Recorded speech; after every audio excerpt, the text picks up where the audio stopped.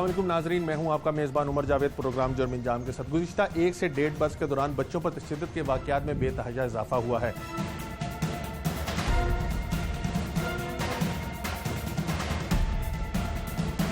तशद्दुद के इन वाक़यात की वजूहात क्या हैं? जब किसी बच्चे पर तशद्दुद होता है तो हुकूमत की जानिब से उसको किस इदारे के सुपुर्द किया जाता है और वहाँ पर उनकी देखभाल कैसे की जा रही है? अगर खुदा न खास्ता कोई बच्चा तशद्दुद की वजह से जान की बाजी हार जाता है तो कानूनी तौर पर मेडिकल लीगल यानी पोस्टमार्टम और दीगर जो स्पेसिमेंस वगैरह लेने के लिए क्या कोई इदारा मौजूद है, और अगर मौजूद है तो वो इन तमाम चीज़ों को कैसे जानते हैं? इसके अलावा जो चाइल्ड प्रोटेक्शन ब्यूरो एक इदारा कायम किया गया है, उसमें इस टाइम कितने बच्चे रह रहे हैं और उनके क्या केसेस हैं, और जो कानूनी तौर पर उनको मदद चाहिए उस मदद के लिए क्या इकदाम उठाए जा रहे हैं, ये तमाम तफसीलात जानेंगे आज के प्रोग्राम जुर्म अंजाम में।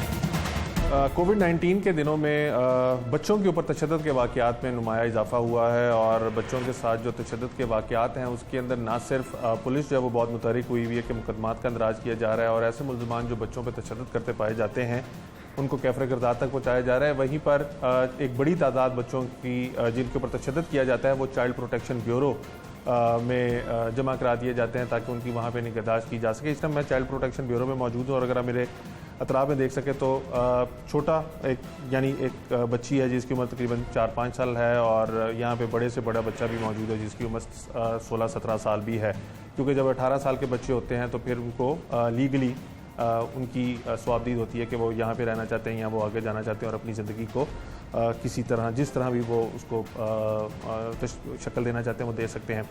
ये जो हमारे साथ सबसे छोटा इस टाइम बच्ची मौजूद है, इसकी उम्र 4 साल होगी या 4.5 साल होगी, इसकी भी एक अपनी कहानी, और इसी तरह ये जो 2 बच्चियाँ और बैठी हुई हैं ये इनकी भी तशद्दुद की अपनी अपनी कहानी है। इनसे जानते हैं उसके बाद कितने बच्चे यहाँ पे मौजूद हैं, उनको किस तरह से उनकी देखभाल की जा रही है, कानूनी तौर पे ऐसे मुल्ज़िमान जो इनके ऊपर तशद्दुद करते पाए गए हैं उनके साथ किस तरह से डील किया जाता है, और ये सारा मैकेनिज़्म यानी बच्चे के मिलने से लेकर उसको इंसाफ की फरहमी तक क्या प्रोसीजर है, ये तमाम जो है आज के प्रोग्राम में हम डिस्कस करेंगे।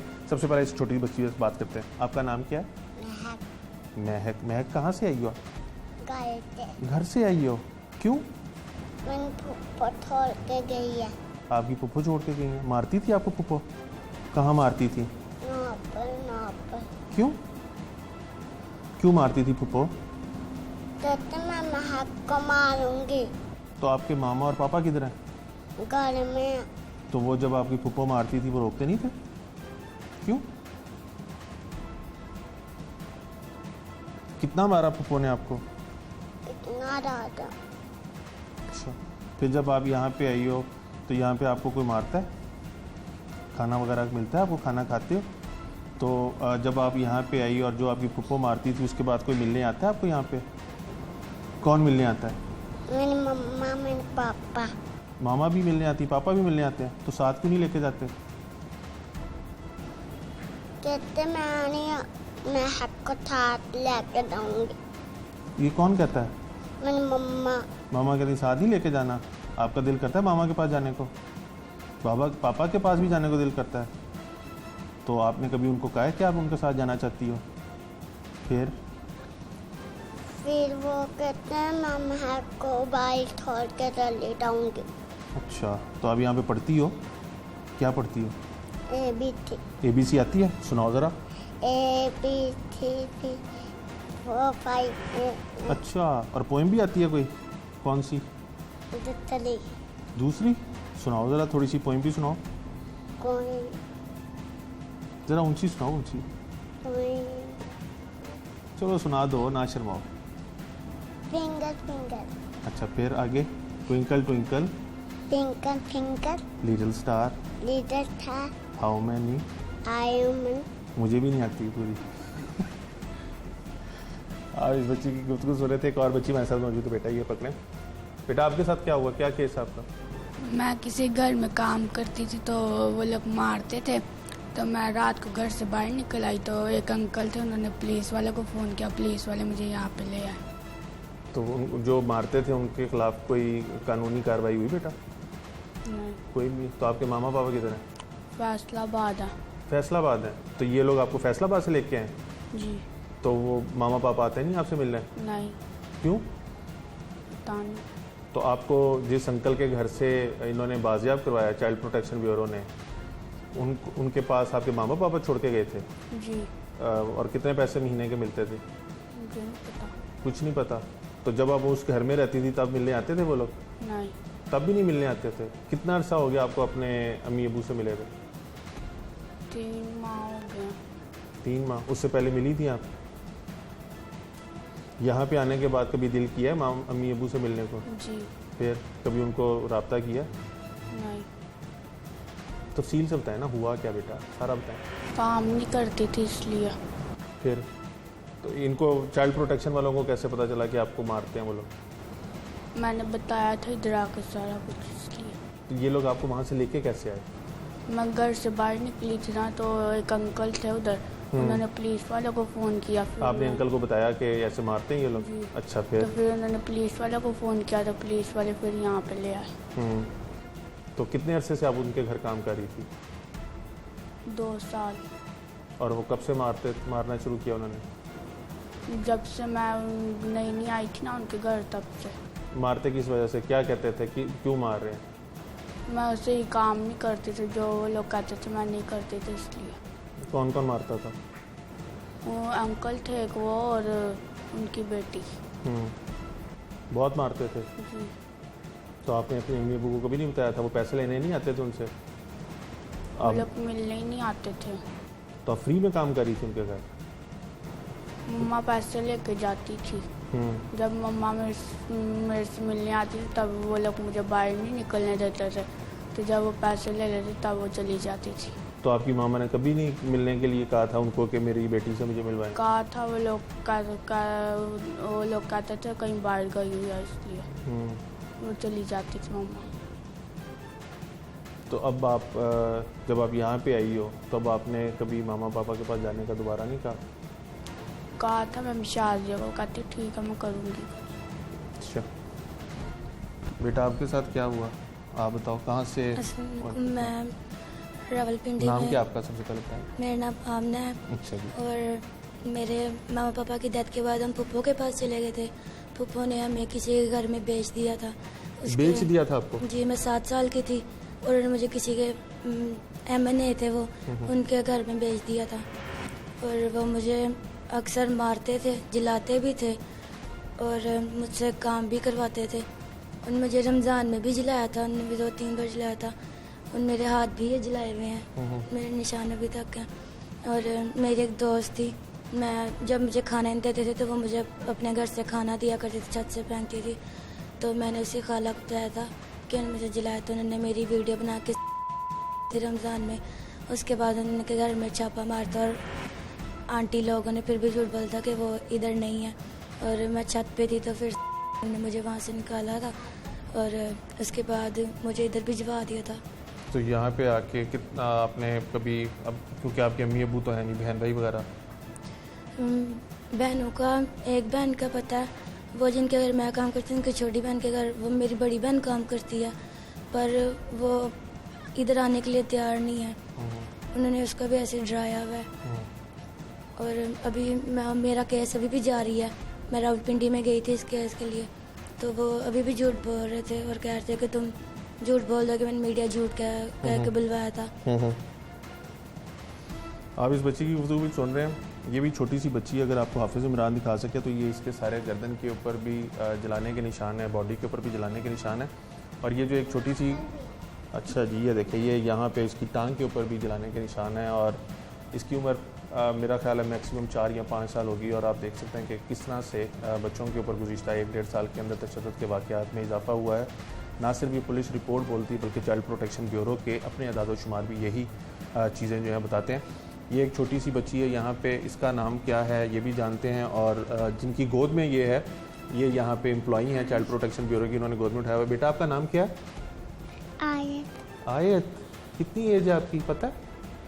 कितने साल की वाया? 5 साल की। 5 साल की। कौन छोड़ के गया आपको यहाँ पे? मेरी मम्मा और मामा मेरे छोड़ के? पापा। अच्छा, बाबा भी छोड़ के गए तो वापस नहीं लेने आए? क्यों? मारते थे आपको? कहाँ मारते थे? अपने घर। थप्पड़ मारते थे? क्यों मारते थे? क्यों मारते थे आया? आपको कोई पोएम आती है? आपको भी पोएम नहीं आती? ABC आती है? ABC भी नहीं आती? क्यों? पढ़ती नहीं आप यहाँ पे? अच्छा नाज़िया, आप बताइएगा कि ये जो बच्चे हैं यहाँ पे, इन चारों बच्चों में से ज़्यादातर के तो वालिदैन, यानी जैसे इस बच्ची ने बताया कि इसके वालिदैन तो फौत हो गए में हैं, इसके वालिदैन कभी इसे मिलने के लिए नहीं आए, इसके वालिदैन इसे मिलने के लिए आते हैं लेकिन वो ले जाने के लिए तैयार नहीं है। और आयत जो भी आपकी गोद में बैठी हुई थी, इसके वालिदैन का भी शायद पता है आप लोगों को? नहीं, आयत के वालिदैन का हमें मालूम नहीं है। तो ये बिल्कुल 2020 के एंड पे बहुत ज़्यादा इसको मारा हुआ था, चेहरे पे नील पड़े हुए थे, बाजुओं पे चोटों के निशान थे, बहुत ज़्यादा तशद्दुद किया हुआ था। और चाइल्ड प्रोटेक्शन ब्यूरो के गेट के आगे कोई छोड़ के कोई चला गया। कितने बच्चे हैं अभी आपके पास जिनके ऊपर यानी जो 1-1.5 साल के अंदर हैं, जिनके ऊपर तशद्दुद किया गया है, मारपीट करके उनको छोड़ गए और उनके वालिदैन वगैरह जो हैं वो राब्ते में नहीं है? एग्जैक्ट तो मैं आपको देख के बता सकती हूँ, लेकिन दिन ब दिन बजाय कम होने की ये तादाद बढ़ती जा रही है। किस एज के बच्चों की तादाद बढ़ रही है? मुझे लग रहा है कि जो घरों में काम करने वाले हैं 10 से 15 वाली ब्रैकेट में बच्चे जो हैं। ये और आयत ये तो ये देखिए, हाँ जी, ये घरों में काम नहीं, ये तो वालिदैन देखे ना। अगर महक को देखा जाए तो महक कहती है मेरी फुफ्फो ने मारा है, फूफो ने मारा। और जब ये हमारे पास आई थी, इसके भी काफ़ी इसकी हालत ख़राब थी। और उस वक्त अगर आप देखते तो ज़्यादा वाज़ह तौर पे कवर किया आप लोगों ने इसको, या कैसे आई आप तक, यहाँ तक कैसे पहुँची? ये हमारी हेल्पलाइन के थ्रू आई हुई है। महक बच्ची जो है ये तो कहती है कि मेरी फूफो मुझे मारती थी, तो इसके वालिदैन कहाँ पे हैं? इसकी वालिद जो है वो नशई हैं और वालदा जो है वो सही तरह से इसको लुक आफ्टर नहीं करती जैसे हैं। भी ये खुद भी कह तो रही ये थी फूफो के घर में रह रही थी, तो बच्ची कहती है कि फूफो बहुत ज़्यादा मारती थी।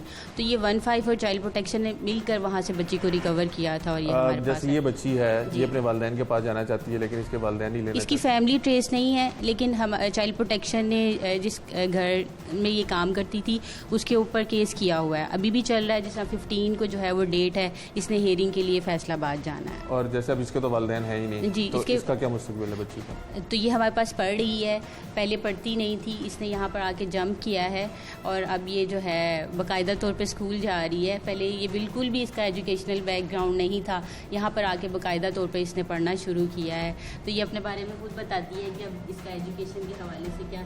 आप पढ़ना चाहती हैं बेटा?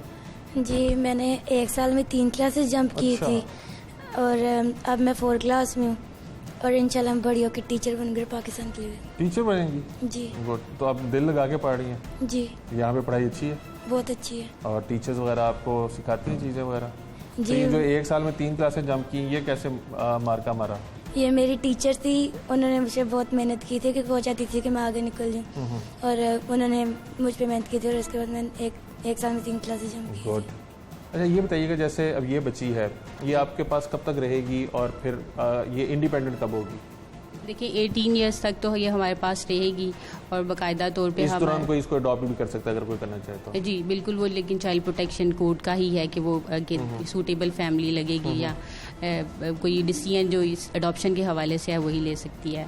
तो हमारे पास ये है कि हमारे पास बच्चों को हम ना सिर्फ एजुकेशन पे काम कर रहे हैं बल्कि हमने बाकायदा तौर पे हुनरगाह है, VTI है, बच्चों को डिफरेंट कोर्सेज भी कराए जाते हैं।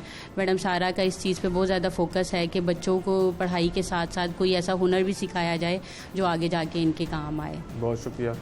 इन्होंने सारा अहमद की बात की। सारा अहमद चाइल्ड प्रोटेक्शन ब्यूरो की चेयरपर्सन है। उनके पास चलते हैं, उनसे जानने की कोशिश करते हैं कि गुज़िश्ता 1.5 साल के अंदर यानी कोविड के दौरान कितने बच्चों को रिकवर किया गया है, इस साल कितने बच्चों को रिकवर किया गया, बच्चों का स्टेटस क्या है, इनकी निगहदाश्त के लिए क्या कुछ किया जा रहा है और वो अफराद जिन्होंने इनके ऊपर तशद्दुद किया, मारपीट की, जिस्मानी या जिनसी, उनके साथ उनको कैफरे किरदार तक पहुँचाने के लिए क्या इक़दाम जो हैं उठाए जाते हैं।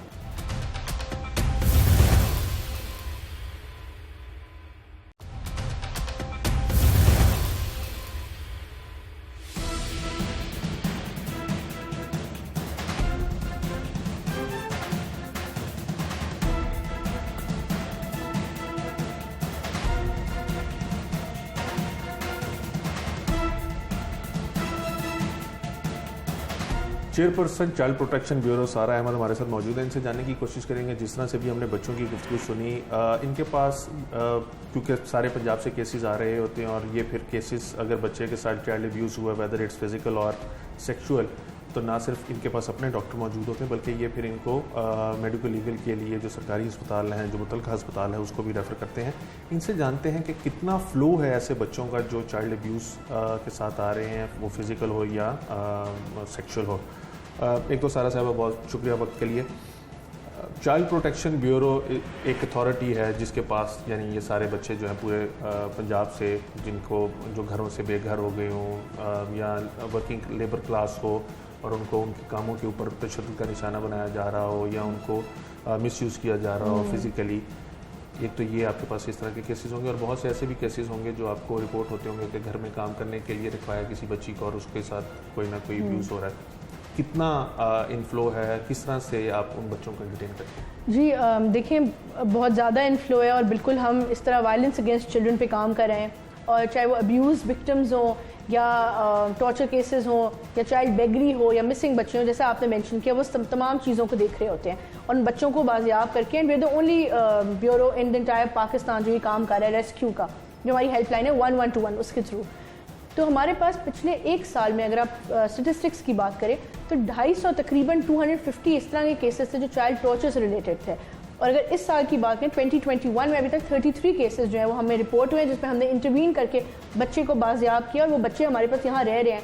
काफ़ी बच्चे तो ऐसे हैं जो अब वापस ही माँ बाप के पास नहीं जाना चाहते, तो वो कोर्ट के थ्रू हमने उनकी कस्टडी ली and they very happily living here and उनको यहाँ पे तालीम भी दे रहे हैं, हुनर भी सिखा रहे हैं एंड अब वो यहीं रहेंगे जब तक वो 18 ईयर्स के नहीं हो जाते। ऐसे बच्चे जिनका आप अभी जिक्र कर रही हैं कि जिनको आप लोगों ने रेस्क्यू किया और अपने वालिदैन के पास नहीं जाने चाहते, उसकी क्या वजह है? वालिदैन का नारवा सलूक या आप लोगों की अच्छी फैसिलिटीज़? देखें, दोनों चीज़ें, उनको आई थिंक वो ज़्यादा कंफर्टेबल हमारा इन्वायरमेंट लगता है, यहाँ पे एक फैमिली की तरह उनको रखा जाता है, बेहतरीन खाना पीना की फैसिलिटीज़ दी जाती हैं, खेल कूद, उनकी एक्स्ट्रा करिकुलर एक्टिविटीज़, सब कुछ का इंतज़ाम किया हुआ है हमने। तो दे आर वेरी हैप्पी हैं और वो वापस नहीं जाना चाहते, क्योंकि देखिए एक वजह है कि वहाँ पे ऑफकोर्स उनका सलूक भी अच्छा नहीं होता था, दूसरा उनको ये भी होगा कि वो वापस जाएंगे तो वही माँ बाप उनको किसी और घर में मुलाजमत पे लगा देंगे, क्योंकि ये तो उनका पेशा है, इसी तरह वो पैसा कमाते हैं। तो ये दो रीजंस हैं इसकी। जो ज़्यादातर केसेस आपके पास आते हैं उसके अंदर पॉवर्टी इशू है, चाइल्ड अब्यूज़ इशू है या सेक्सुअल असॉल्ट इशू है?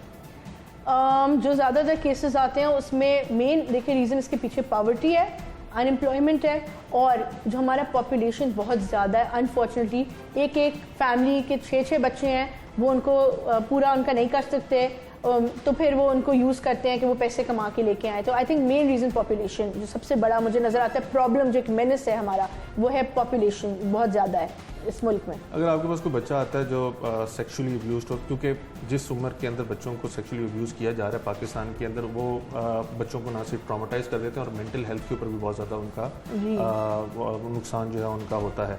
तो अगर खुदा ना खास्ता कोई ऐसा बच्चा है जो फिज़िकली अब्यूज़ हो, तो आपका प्रोसीजर क्या है? किस तरह से आप बच्चे को लेकर चलते हैं?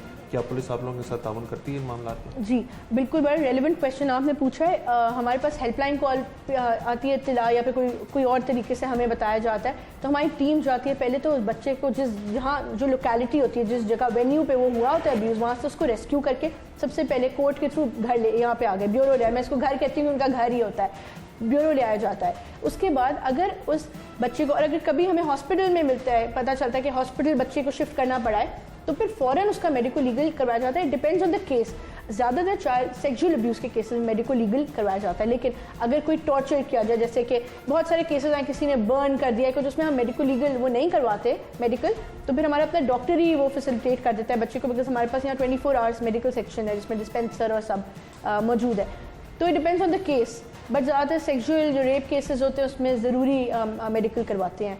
और पुलिस का भरपूर बिल्कुल ताउन है हमारे साथ, हमारे रेस्क्यू ऑपरेशन में पुलिस साथ होती है। इवन सेक्सुअल अब्यूज़ के वाक़यात में FIR करवाने में पुलिस बहुत कोऑपरेट। बहुत से ऐसे केसेस हैं, बहुत से ऐसे वालिदैन हैं, अगर जब उनको पता चलता है कि उनके बच्चे के साथ सेक्सुअल अब्यूज़ हुआ है या फिज़िकल अब्यूज़ के साथ सेक्सुअल अब्यूज़ हुआ है, तो वो बहुत ज़्यादा अवॉइड करते हैं कि मेडिकल की ये पुलिस केस ना बने। लेकिन जब आप लोगों की इन्वॉल्वमेंट हो जाती है तो फिर आप लोग पुलिस को इन्वॉल्व कर लेते हैं, पुलिस की इन्वॉल्वमेंट हो जाती है, फिर उसका मेडिकल लीगल भी करवाना पड़ता है। मेडिकल लीगल आ जाए कि बच्चे को अब्यूज़ किया गया है फिज़िकली, तो फिर मुलजिमान को गिरफ्तार करना और उस केस को परसू करना is a long process, legal process है। तो उसके अंदर कौन सारा केस परसू करता है इस चीज़ को इंश्योर करने के लिए कि मुलजिम को सज़ा मिले? जी देखिए, एक्चुअली पुलिस जो है वो उसको देख रही होती है, पुलिस ही परस्यू करती है उस केस को, लेकिन क्योंकि although it's not as per law हमारा काम नहीं है, लेकिन हम एक समझे सोशल रिस्पॉन्सिबिलिटी या माई मॉरल रिस्पॉन्सिबिलिटी अदा करते हुए ब्यूरो ये भी करता है कि कुछ केसेस को फॉलो अप भी करता है कि क्या हुआ, वो मुलजिम का बेल तो नहीं हो गई, वो बरी तो नहीं हो, क्योंकि मुझे लगता है कि हमारा जुडिशल सिस्टम है वो बहुत स्लो, डिलेड, लंबा, प्रोलॉन्ग्ड है। उसकी वजह से जो है वो कभी कभी कॉम्प्रोमाइज़ की सिचुएशन बहुत ज़्यादा देखी गई है कि कल्प्रिट और विक्टिम की फैमिली में कॉम्प्रोमाइज़ हो गया, उन्होंने पैसे दे दिए उनको क्योंकि इतनी गुर्बत है, तो लोगों को पैसे लेके वो अपनी प्रवास बंद कर देते हैं, वो केस परस्यू नहीं करते। तो हम कोशिश करते हैं काउंसलिंग करें उन माँ बाप की कि वो पीछे ना हटे, वो मेडिकल भी करवाएं, वो FIR में भी मुद्दई बने, अगर वो नहीं बनते तो हम बन जाते हैं। तो इस तरह that's the role we play. जिन बच्चों से अभी मेरी बात हुई यहाँ पे चाइल्ड प्रोटेक्शन ब्यूरो में, वो किसी न किसी तरह से अब्यूज़ हुए हुए हैं, और जैसे मैंने भी आपसे पहले भी क्वेश्चन किया था कि बच्चों की नफ्सियात के ऊपर ये बड़ा बैडली इम्पैक्ट क्रिएट करता है। इन बच्चों को रिहेबिलिटेट करने के लिए कि ये माशरे में लोगों के साथ दोबारा नॉर्मल ज़िंदगी गुजार सकें, और जो उनके साथ वाक़या पेश आया है वो उसको विद पैसेज ऑफ टाइम भूल जाएं, आप लोग क्या कर रहे हैं? जी, ये बहुत ही इम्पोर्टेंट एक एस्पेक्ट है कि इन बच्चों को सोशल फैब्रिक में किस तरह वापस इनकॉर्पोरेट किया जाएगा, किस तरह प्लेस करेंगे जब वो ब्यूरो से निकल जाएंगे। देखिए, सबसे पहले कोई अब्यूज़ विक्टिम आता है ना हमारे पास, वो ट्रॉमेटाइज्ड होता है, तो उनको ज़िंदगी की तरफ दोबारा लाना हमारी पहली प्रायोरिटी होती है। तो हमारी टीम है साइकोलॉजिस्ट की, हर जितने हमारे इदारे हैं पंजाब में उधर एक टीम है जो काउंसलिंग एक्सपर्ट्स हैं, जो साइकोलॉजिस्ट हैं, वो इनकी काउंसलिंग करते हैं रोज़। अलग कभी अकेले करना हो या बच्चों को इन्वॉल्व करना हो, उस तरह डिफरेंट टेक्निक्स उनके पास हैं। Of course I am not an expert at that, but उनकी डिफरेंट टेक्निक्स जो वो अडॉप्ट करके इन पे अप्लाई करते हैं, उसमें हमने बहुत ज़्यादा बेहतरी देखी है। उसमें जो बच्चे हमारे पास आए थे बहुत डरे हुए सहमे, जिनसे अब्यूज़ हुआ था, आज वो इतने कॉन्फिडेंट और इतने खुश यहाँ पे और स्कूल जा रहे हैं, यहाँ पे अपनी स्पोर्ट्स की क्लासेस में हैं, तो वो बिल्कुल ट्रांसफॉर्म हो गए। तो I think that's what we want to do. हमारे माशरे में आज भी इस किस्म के सेंटर्स जिस तरह चाइल्ड प्रोटेक्शन ब्यूरो है या मेंटल हॉस्पिटल्स हैं या दारुल कफ़ाला वगैरह हैं, उनके बारे में एक अच्छी परसेप्शन मार्केट में नहीं है। एक जनरल परसेप्शन जो हमारे माशरे में नरेट की जाती है वो अच्छी नहीं है।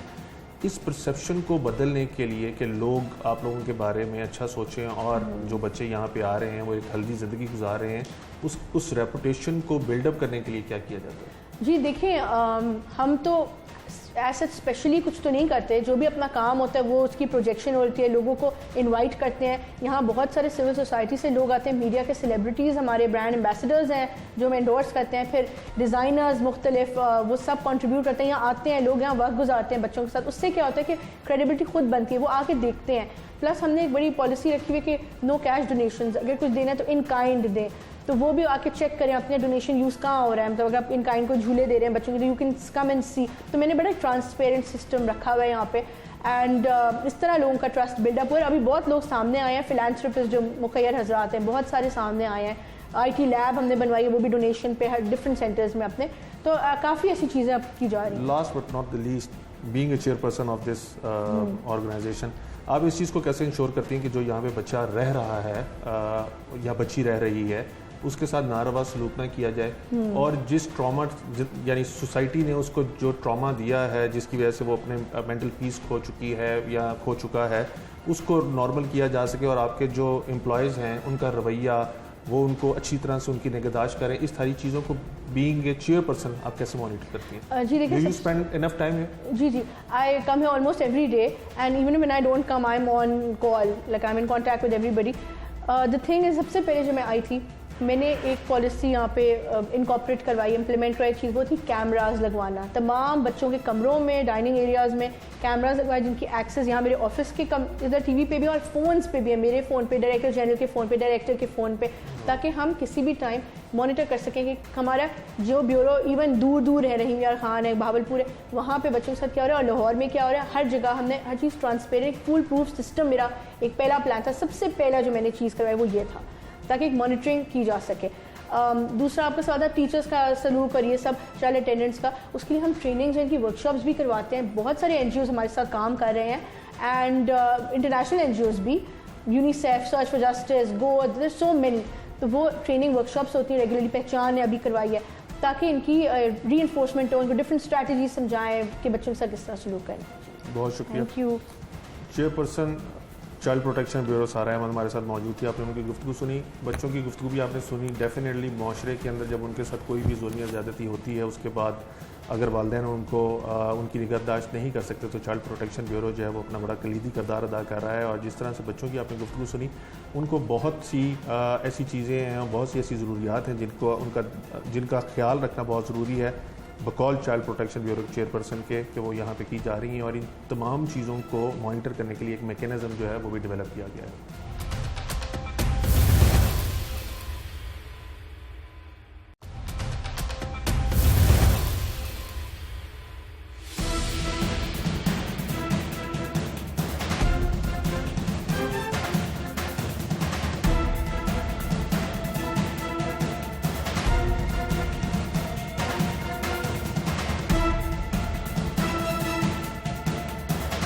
इसमें कोई शक नहीं, जैसे आप बच्चों की गुफ्तगू सुन रहे थे कि बच्चों के साथ क्योंकि वालिदैन जो है वो जब थोड़ी सी भी बच्चों के ऊपर तवज्जो नहीं देते, तो वो किसी भी इस किस्म के वाक़े का जो है वो निशाना बन सकते हैं। और हमारे माशरे में बहुत से ऐसे दरिंदे फिर रहे हैं जो इसी चीज़ का इंतज़ार कर रहे होते हैं कि बच्चों को जैसे ही वो अकेला पाएँ या उनके ऊपर सुपरविजन ना हो तो वो उनका फ़ायदा उठा सकें।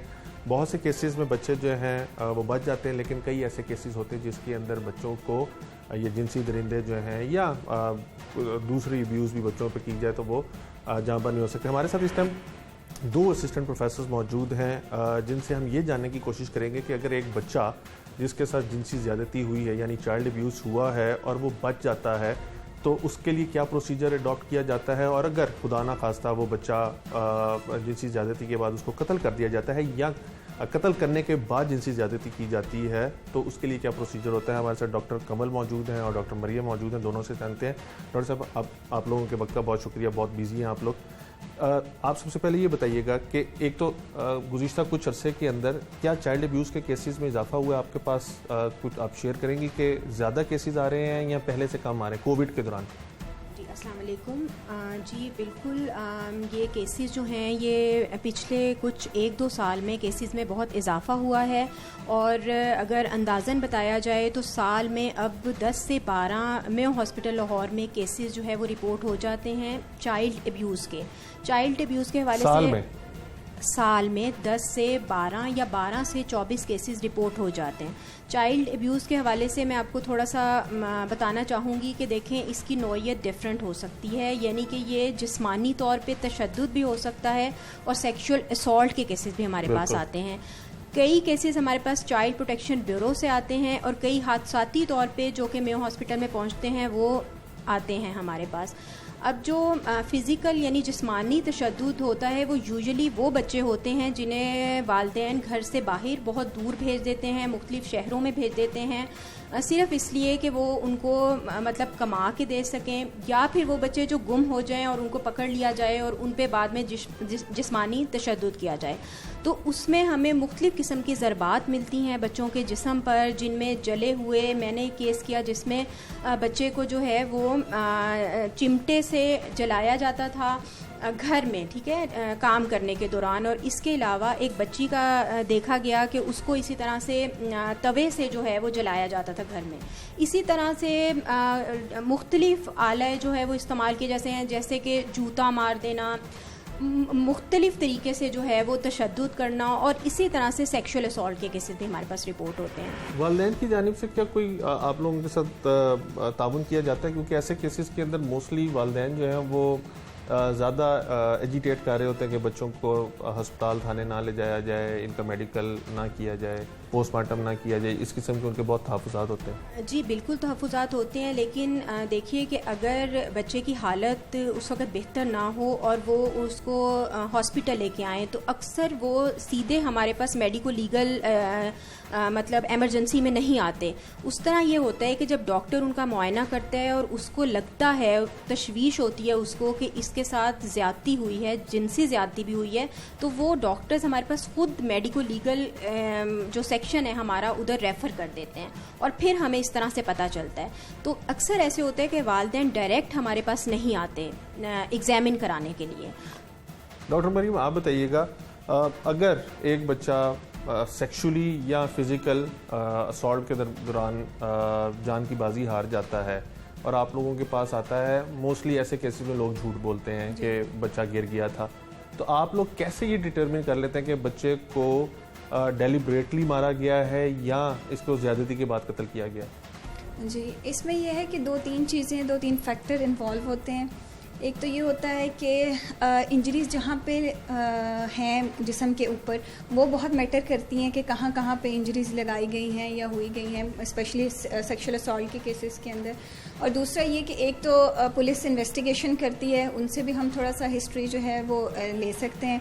और इसके अंदर ये है कि अगर तो ये फिर देखना होता है कि पहले की इंजरीज़ हैं या नई इंजरीज़ हैं, ये थोड़ा सा हम टाइम डिटरमिन भी करते हैं, क्योंकि जैसे कि नीलगू निशान हैं या कोई इस तरह के हैं तो वक्त के साथ उनके कलर चेंज आते हैं क्या, तो उससे हमें ये भी पता लगता है कि इंजरीज़ पहले 20 बंदे पे तशद्दुद होता रहा है बच्चे के ऊपर या बड़े पे, जिस पे स्पेशली हम बच्चों की बात कर रहे हैं, तो बच्चों के ऊपर वो आपको ये पता लगता है कि पहले की भी इंजरीज़ हैं और नई भी इंजरीज़ हैं। तो इसका मतलब ये कोई एक क्रॉनिक सिलसिला है, कोई पीछे से। एंटीमॉर्टम और पोस्टमार्टम इंजरीज के अंदर फ़र्क कितना होता है, कैसे पता चलता है? एंटीमॉर्टम और पोस्टमार्टम में काफ़ी फ़र्क होता है। वो मतलब थोड़ा सा उसके अंदर ये कि ज़्यादा मतलब हम लोग अपना बुकिश नॉलेज जो है उसको एप्लीकेबल करते हैं, कुछ वाइटल रिएक्शंस होते हैं उसके अंदर, हम एक्सप्लोर करते हैं अच्छी तरह वूंड के ऊपर, तो उससे हम अंदाज़ा लगाते हैं कि जो एंटीमॉर्टम कौन सा है और पोस्टमार्टम कौन सा है, वो पता जैसे डॉक्टर कमल अभी कह रही थी कि बच्चों के साथ तशद्दुद के वाक़यात में गुज़िश्ता कुछ अरसे के अंदर तेज़ी आई है,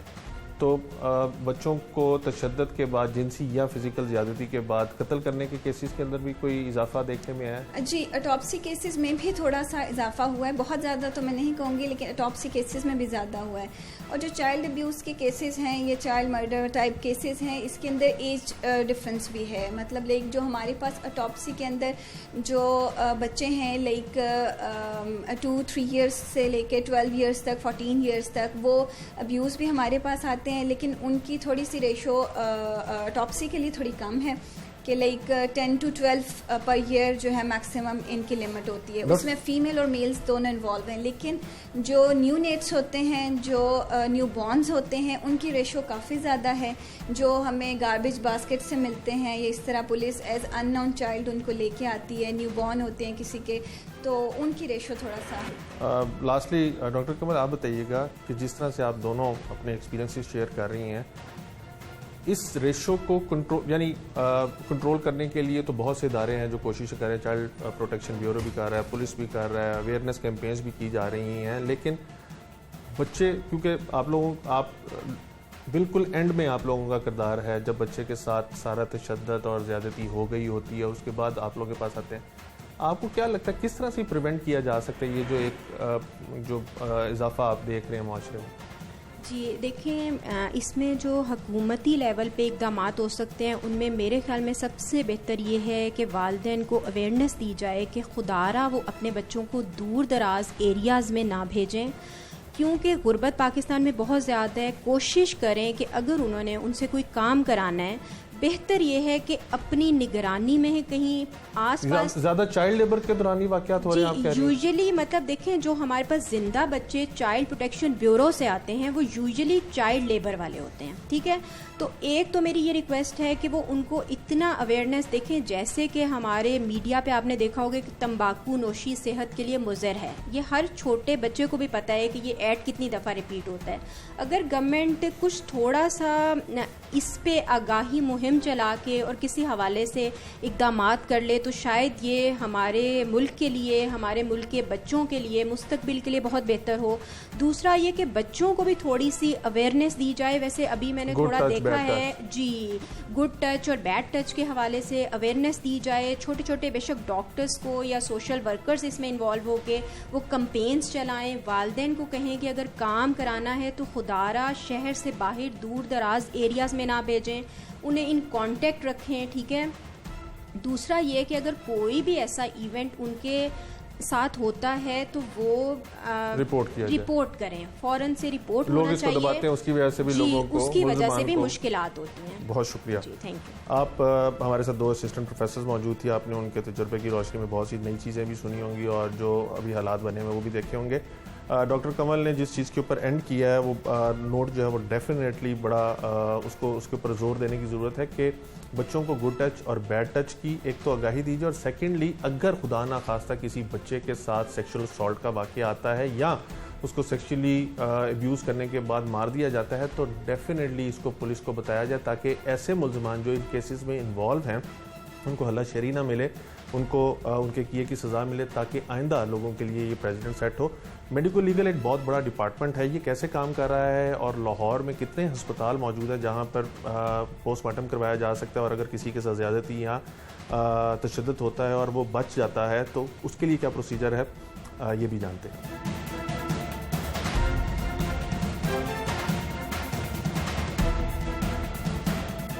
डॉक्टर प्रोफेसर आरिफ रशीद साहब हमारे साथ मौजूद हैं, इनसे जानते हैं कि ये प्रोसीजर क्या है, क्योंकि अभी हाल ही में देखा गया है कि लाहौर से और बिलखसूस लाहौर से और पंजाब में डेड बॉडीज़ का मिलना बहुत जो है वो आम हो गया है, और शहर के अंदर आप देखें तो शहर का जो पुराना इलाका है वहाँ से डेड बॉडीज़ जो हैं वो अमूमी तौर पर मिलती हैं, और पुलिस उनको इब्तदाई तौर पर तो यही डिक्लेयर करती है कि लावारिस है, नशई की हो सकती है, और उसको फिर यहाँ पे मुर्दा खाने जो लाहौर में अस्पताल का मुर्दा खाना है वहाँ पे या जो दूसरे 2 मुर्दा खाने वहाँ पे जमा करा दिया जाता है, और उसके बाद एक प्रोसीजर जो अडॉप्ट किया जाता है। और साथ ही साथ क्योंकि बच्चों के साथ चाइल्ड अब्यूज़ जो है उसके केसेस में बहुत ज़्यादा तेज़ी देखने में आई है गुज़िश्ता 2 सालों के दरमियान, वो भी पूछेंगे कि अगर बच्चा चाइल्ड अब्यूज़ के दौरान जाँ बहक हो जाता है, जान की बाजी हार जाता है, तो उसके लिए क्या प्रोसीजर, और अगर उसको ब्रूजेस वगैरह आते हैं या उसके साथ सॉडोमी या रेप हुआ होता है तो उसके क्या प्रोसीजर है। प्रोफेसर साहब एक तो वक्त के लिए बहुत शुक्रिया। ये फरमाइएगा कि अभी हाल ही में एक बहुत बड़ी फिगर जो है वो सामने आ रही है कि जो डेड बॉडीज़ हैं वो आपके पास आती हैं और उसके बाद आप करते हैं, लेकिन बच्चों के साथ जो वाक़यात हैं उनके अंदर बतदरीज इजाफा देखने में आया, और कोविड के दौरान ये जो कोविड का 1.25-2 साल का अरसा गुजरा है इसके दौरान बहुत से ऐसे केसेस आए जो पुलिस के लिए भी बहुत अलार्मिंग थे, और डेफिनेटली क्योंकि आप लोगों के पास वो सारा कुछ आपको रेफ़र किया जाता है। सबसे पहले तो आप ये बताइएगा कि अगर एक बच्चे के साथ चाइल्ड अब्यूज़ हुआ है, चाइल्ड अब्यूज़ का केस आपके पास आता है और वो बच्चा ज़िंदा है, तो क्या प्रोसीजर है? जी बिस्मिल्लाहिर्रहमानिर्रहीम, बहुत शुक्रिया। इंशाल्लाह ताला ये प्रोग्राम पब्लिक अवेयरनेस के लिए भी फ़ायदेमंद होगा, और वैसे भी ये हमारी सोसाइटी के लिए भी बेहतर साबित होगा। देखें, जो पाकिस्तान का कानून है ना, यहाँ पर जो बाद अज़ मर्ग मुआयना है जिसको हम पोस्टमार्टम एग्जामिनेशन कहते हैं, वो गैर कुदरती मौत के ऊपर होता है। वो बच्चे की हो, बूढ़े की हो, जवान की हो, औरत की हो, मर्द की हो। जब भी किसी पुलिस स्टेशन की हदूद के अंदर ऐसी कोई गैर कुदरती मौत हो, कत्ल हो, ख़ुदकुशी हो, हादसा हो या अंडर सस्पिशियस सर्कमस्टांसिस हो, तो irrespective of the age and gender police वहाँ मौका पे जाके प्रिलिमिनरी इन्वेस्टिगेशन करके अंडर इंटीमेशन टू द इलाका मजिस्ट्रेट उस डेड बॉडी को नियरेस्ट मेडिकल मैन जिसको गवर्नमेंट ऑफ पंजाब ने हेल्थ डिपार्टमेंट ने पोस्ट किया है वो बाद अज़ मर्ग मुआयने के लिए वहाँ शिफ्ट कर देती है। लाहौर में ये 3 जगह हैं, एक जना हॉस्पिटल में अल्लामा इकबाल मेडिकल कॉलेज के साथ, एक जनरल हॉस्पिटल में अमीरुद्दीन मेडिकल कॉलेज PGMI, और सबसे बड़ी जगह ये किंग एडवर्ड मेडिकल यूनिवर्सिटी का जो महकमा तिब्बे शरई है, फोरेंसिक मेडिसिन डिपार्टमेंट या मेयो अस्पताल, वहाँ करते हैं। तो जो लाहौर के पुलिस स्टेशंस हैं उनको ये अटैच कर दिए हैं, कोई 50 के करीब मेयो हॉस्पिटल KE के साथ अटैच हैं, कोई 20 जनरल अस्पताल और जना के साथ अटैच हैं। तो वो डेड बॉडी यहाँ शिफ्ट हो जाती है। ये तमाम डेड बॉडीज़ जो हैं वो हैं जिनके बारे में शुबा या कंफर्म होता है कि इनकी गैर कुदरती मौत हुई है। अब मेयो हॉस्पिटल KE में क्योंकि मैंने 28 ईयर्स यहाँ सर्व किया है, तो यहाँ ऑन एन एवरेज तकरीबन साल का 1000 पोस्टमार्टम होता है, जिसमें से तकरीबन 600 लावारिस लाशें होती हैं। बाकी 400 में से कोई 2/3 मेल होते हैं, 1/3 मेल होते हैं, कुछ बच्चों की डेड बॉडीज़ भी होती हैं। इनमें जो हमारी लावारिस डेड बॉडीज़ हैं उनमें वो अमूमी तौर पे ज़्यादातर केसेस अडिक्ट लोगों के हैं, बेगर्स के हैं, अंदरूने शहर से हैं, जो बाटी गेट हो गया, दाता दरबार हो गया, अंदरूने वो आते हैं, तो उनमें हमें अमूमी तौर पे तशद्दुद नहीं मिलता। जो वजह मौत हैं वो 3 ही हैं, तशद्दुद है, ज़हर खुदनी है, बीमारी है। तो वो अमूमन वो बीमारी और ख़ासकर फेफड़ों की जो तकलीफ है, जो बच्चा है ना, बच्चे के लिए भी यही कानून है। अगर बच्चा जिंदा है हाँ, तो उसके लिए भी एक बोर्ड तश्कील दिया जाता है, क्योंकि जब नहीं, जो पाकिस्तान में या पंजाब में पहला मुआयना एक मेडिकल अफसर ने या वुमन मेडिकल अफसर ने करना है, जो सेक्शन 299C के तहत ऑथोराइज मेडिकल अफसर होगा, गवर्नमेंट ऑफ पंजाब महकमा सेहत की तरफ से तैनात होगा और उसकी इस डिपार्टमेंट में ड्यूटी लगी हुई होगी। ठीक है, उसकी रिपोर्ट अगर चैलेंज होगी अदालत में तो फिर उसका दूसरा मुआयना डिस्ट्रिक्ट स्टैंडिंग मेडिकल बोर्ड करेगा, जो कि लाहौर में मियां मुंशी हॉस्पिटल में है। उसकी रिपोर्ट जब कोर्ट में चैलेंज होगी तो फिर तीसरा मुआयना सूबाई बोर्ड करेगा, जिसका chairman surgeon medical legal Punjab वो होता है। जो प्रोटोकॉल है बच्चे के लिए, जवान के लिए, औरत के लिए, मर्द के लिए वही है कि गैर कुदरती मौत की इन्फॉर्मेशन हो, पुलिस को उस थाने की हदूद में है जाए, वो सेक्शन 174 क्रिमिनल प्रोसीजर कोड के तहत कार्रवाई करे और फिर उसको जो मुतलका उस पुलिस स्टेशन की हदूद में हेल्थ फैसिलिटी है वहाँ उस डेड बॉडी को शिफ्ट करे और वहाँ उसका मुआयना हो। जो चाइल्ड अब्यूज़ वाली आपने बात की है, चाइल्ड अब्यूज़ में ज़्यादातर केसेस लिविंग हैं। बाद में चाइल्ड अब्यूज़ वाले केस में मर्डर हो जाता है, जैसे हमारे पास कुछ केसेस ऐसे हैं 2020 के, मुझे अंदरूनी शहर के ही हैं, नाम लेना या डिस्क्लोज़ करना मुनासिब नहीं, जिसमें छोटी बच्ची या बच्चा उनको रेप के बाद साबित हुआ और वो मर्डर हुए। लेकिन चाइल्ड अब्यूज़ के ज़्यादातर हमारे पास केस चाइल्ड ब्यूरो वाले भी लेके आते हैं। उनको जब ये बच्चे मिलते हैं तो उनके अपने जो क़ायदो ज़ाबित हैं वो उसका पहले मेडिकल लीगल कराते हैं।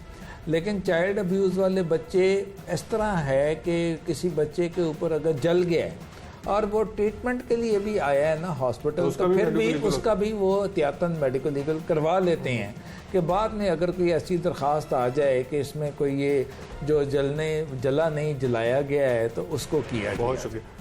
Medical legal surgeon doctor professor Arif Rashid साहब की आप गुफ्तगू सुन रहे थे, और कोशिशें की जा रही हैं कि बेहतरी ज़्यादा से ज़्यादा आए और जो मुतासरीन होते हैं उनको मैक्सिमम रिलीफ मिल सके। लेकिन बहुत सी चीज़ें हैं जिनके अंदर डेवलपमेंट की ज़रूरत है, और जैसे आपने डॉक्टर साहब से सुना कि वो डेवलपमेंट जो लाई जा रही है ताकि चीज़ों को मज़ीद स्ट्रीमलाइन किया जा सके।